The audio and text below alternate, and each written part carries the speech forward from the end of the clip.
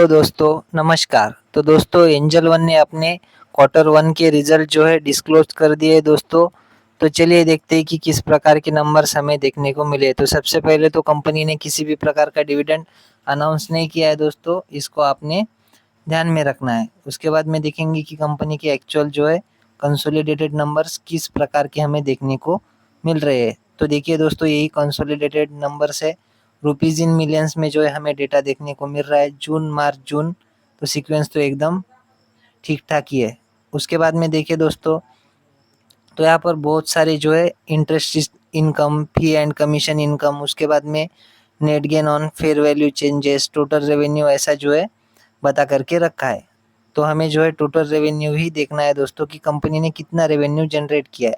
तो कंपनी का पिछले क्वार्टर का रेवेन्यू था 1056 करोड़, जो इस क्वार्टर में बढ़कर हो चुका है 1140 करोड़। और पिछले साल के जून क्वार्टर में कंपनी का रेवेन्यू फ्रॉम ऑपरेशन था 1454 करोड़। सो देखिए, ईयर ऑन ईयर की अगर सॉरी दोस्तों 1405 करोड़ था।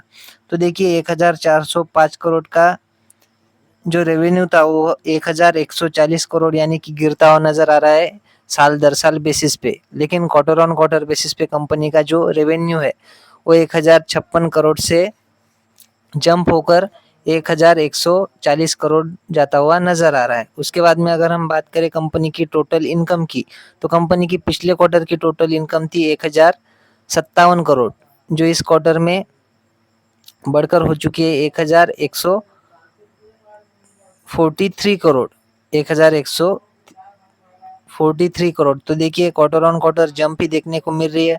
बात करें पिछले साल के जून क्वार्टर की, तो 1410 करोड़ की जो है कंपनी की टोटल इनकम थी, जो इस क्वार्टर में 1143 करोड़ होती हुई नजर आ रही है। तो अगेन दोस्तों, सालाना बेसिस के ऊपर जो है गिरावट ही देखने को मिल रही है इनकम में भी। लेकिन क्वार्टर ऑन क्वार्टर बेसिस पे जो है कंपनी ने बहुत ही शानदार परफॉर्मेंस दिखा है।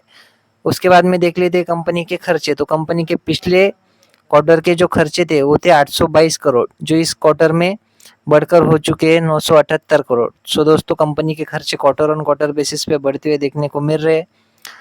अगर हम बात करें ईयर ऑन ईयर बेसिस की, तो पिछले साल के जून क्वार्टर में कंपनी के खर्चे थे 1013 करोड़। सो देखिए 1013 करोड़ से घटकर जो है खर्चे 978 करोड़ होते हुए नजर आ रहे हैं। सो ऑब्वियस सी बात है दोस्तों, जैसी कंपनी की इनकम बढ़ेगी तो थोड़े बहुत खर्चे भी बढ़ेंगे, और इनकम कम रहेगी तो खर्चे भी मैनेजेबल ही रहेंगे। तो इस वजह से जो है ईयर ऑन ईयर बेसिस पे कंपनी के खर्चे कम ही देखने को मिल रहे हैं। उसके बाद में हम बात करते हैं एक total income minus expenditure. Either हमें प्रॉफिट मिलेगा या फिर लॉस। तो देखते हैं कि टैक्स देने के पहले का कंपनी का प्रॉफिट कैसा रहा है। तो देखिए पिछले क्वार्टर का टैक्स के पहले का जो कंपनी का प्रॉफिट था वो था लगभग 235 करोड़, जो इस क्वार्टर में घटकर हो चुका है 164 करोड़। सो लगभग आप कह सकते हो दोस्तों कि 80-85% की गिरावट जो है हमें कंपनी के प्रॉफिट बिफोर टैक्स में क्वार्टर ऑन क्वार्टर बेसिस पे देखने को मिल रही है। वहीं पे अगर हम बात करें ईयर ऑन ईयर बेसिस की, तो 396 करोड़ का जो है कंपनी का प्रॉफिट बिफोर टैक्स देखने को मिल रहा था पिछले साल के जून क्वार्टर में, जो इस क्वार्टर में या फिर इस साल के जून क्वार्टर में घटकर हो चुका है 164 करोड़। तो यहाँ पर भी लगभग 120% तक की गिरावट, सॉरी दोस्तों 50-60% तक की गिरावट जो है हमें ईयर ऑन ईयर बेसिस पे प्रॉफिट बिफोर टैक्स में देखने को मिल रही है। उसके बाद में बात करेंगे टैक्सेस वगैरह कट होने के बाद में जो आता है प्योर प्रॉफिट, जिसको कि हम प्रॉफिट फॉर द पीरियड और द ईयर कहते हैं। तो कितना है, तो कंपनी का पिछले क्वार्टर का नेट प्रॉफिट था 174 करोड़, जो इस क्वार्टर में